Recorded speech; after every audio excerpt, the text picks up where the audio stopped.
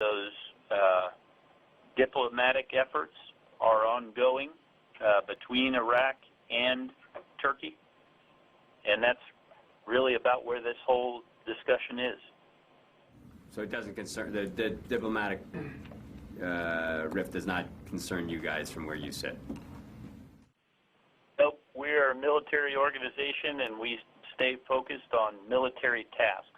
So all the strikes that we've been doing, all the training we've been doing, all the advising and assisting with things like logistics, all those elements are being put in place to support the Iraqi advance when they're ready to do it. Okay, next to Tara Kopp with Stars and Stripes. Thanks, Colonel Dorian. A couple of clarification questions. You know, over the last couple of months in the fight against ISIS, we've heard about Turkey's role and its contributions. So I just wanted to get an understanding of what Turkey has contributed and is maybe still contributing right now to the fight against ISIS, specifically in Iraq. And then I have a couple other questions. Yeah, with regard to Turkey's role in Iraq, I think where the discussion is in the diplomatic area. So they've been tremendously helpful in Syria in securing their southern border and the northern part of Syria. So that has a gigantic effect on the security of Europe and the world, because it reduces the ability of Daesh to send fighters out of Syria into Europe. But as far as the role in Iraq, that's the subject of the ongoing diplomacy.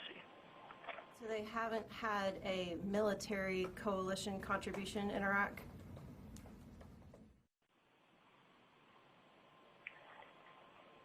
No, not as a part of the coalition, no. And a couple others.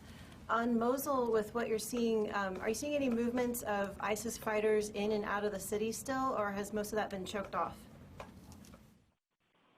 Yeah, there are fighters that are moving in and out of the city in small numbers. So they don't have the ability to move out in large columns or convoys or that sort of thing.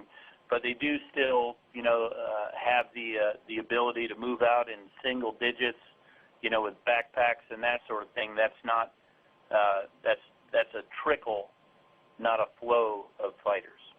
So are you estimating that those aren't really senior leader movements or high-value target movements? Those are maybe just individual fighters? Well, they're individual fighters, but I think, you know, as to who they are, if we knew that with that much fidelity, we probably would have struck them. So we continue our work to track and strike leadership figures, and that's, you know, a business that I can't really get into detail about the status of our tracking. One last one. Back on the coordination calls, the deconfliction calls, when was the last phone call with Russia to deconflict airstrikes? We heard about one that was probably a week ago Monday, but haven't heard of anything more recent. Yeah. You know what, as far as calls to keep deconflicted, I haven't checked to ask when the last call was, but my understanding is that this is a routine thing and they do them on a daily basis. For that as a take back or a takeaway? You lost me. I'm sorry. I'm not sure I understand the question. Just asking for a take on that one.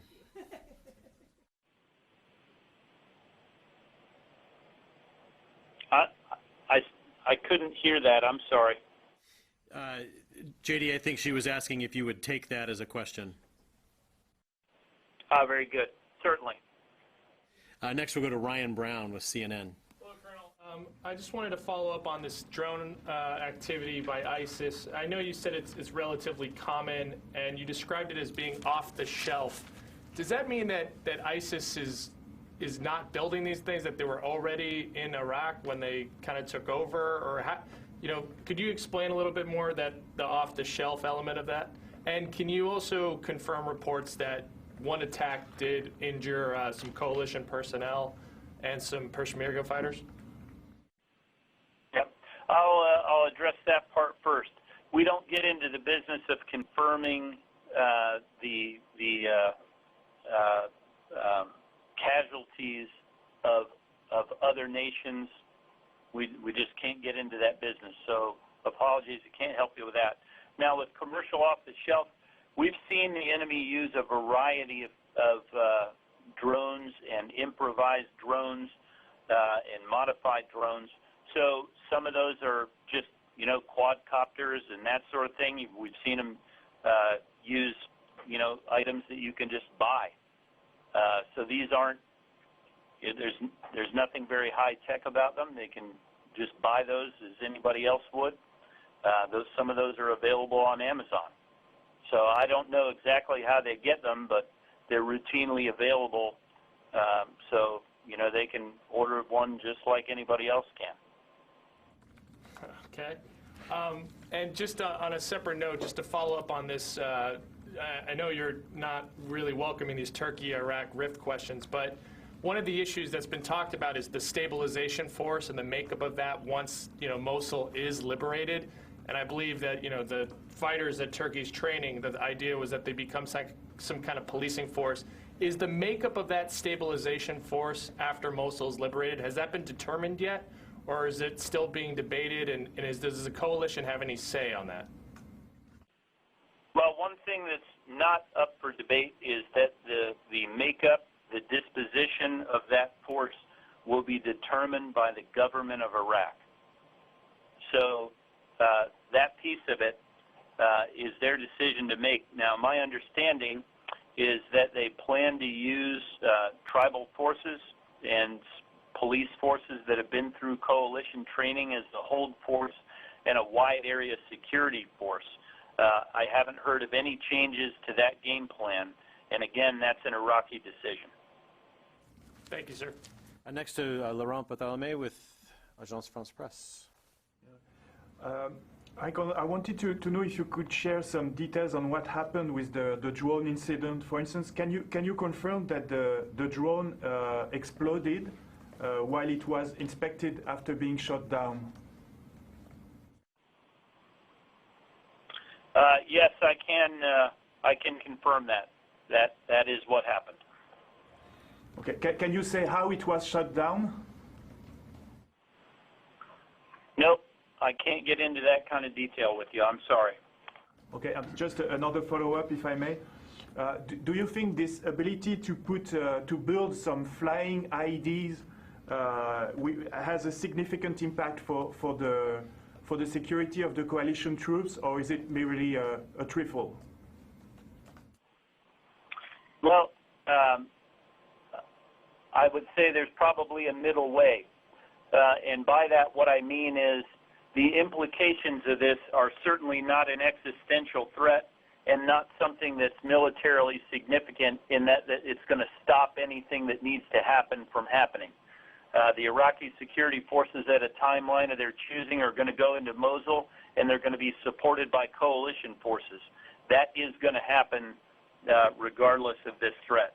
Now, that said, we don't just let the enemy develop a capability that threatens our forces and those forces of our allies and partners and leave that threat unaddressed. So we've moved some additional capabilities into position, and we will go after those capabilities whenever and wherever we see them.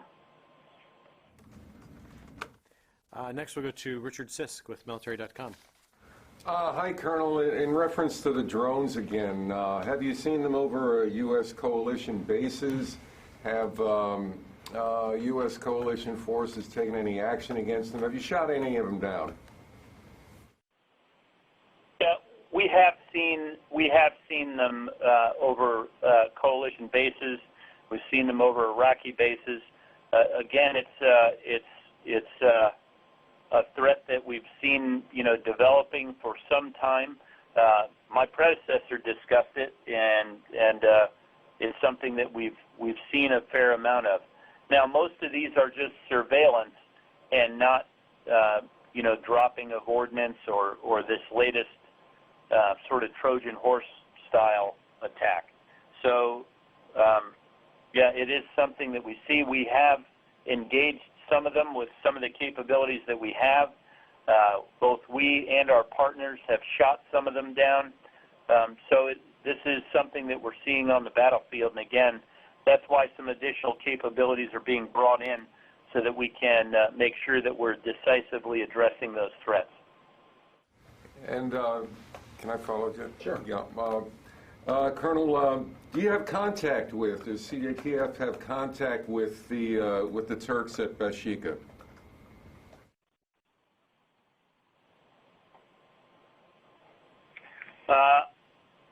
I don't believe so, because the Turks at Bashika are not there under the auspices of the coalition presence. That's a national effort, not a coalition presence. I don't know that definitively, though. So let me ask that question and owe you that as an answer.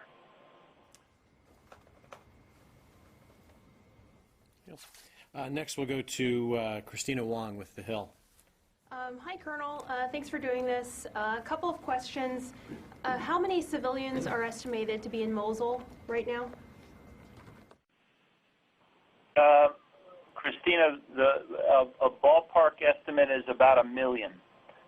It could be, there's a fairly wide range, though. It could be up to 1.3 million. I've seen numbers from 1 million to 1.3. Thank you. What will defeat of ISIS in Mosul look like? Well, what it looks like is a secure city, one that's not threatened daily with Daesh improvised explosive devices and terrorist attacks. It's one where Daesh has little to no presence. It's one where normalcy is restored. I think that's going to take some time, because Daesh has been there for more than 2 years, and they've loaded the city with improvised explosive devices, booby traps, tunnels, all sorts of things. And, given the size and scope of that city, it's going to take some time to restore normalcy there. And this really kind of gets to a larger question. A lot of people have talked about, the Mosul operation starting, as if that means that once we start that, ISIS is going to be removed. We believe that it's going to be quite some time before this country is completely Daesh-free. So the liberation of Mosul is a very important task, but there's still going to be quite a bit of work to be done after that in reestablishing stability in Mosul, in pushing Daesh out of all the other areas of the country where they have a significant presence, places like Tal Afar, Al-Qaim, and other places along the Euphrates River Valley closer to the Syrian border. Still quite a bit of work to be done, and as we've seen, they are an adaptive and determined enemy, so we're going to have to continue to keep them under constant pressure until they're gone. Will be months. What do you expect ISIS will do after the fall of Mosul? Fortify their presence in other places, leave Iraq and go into Syria? Whether try to target other places like Baghdad, and what do you expect for ISIS to do? Yeah.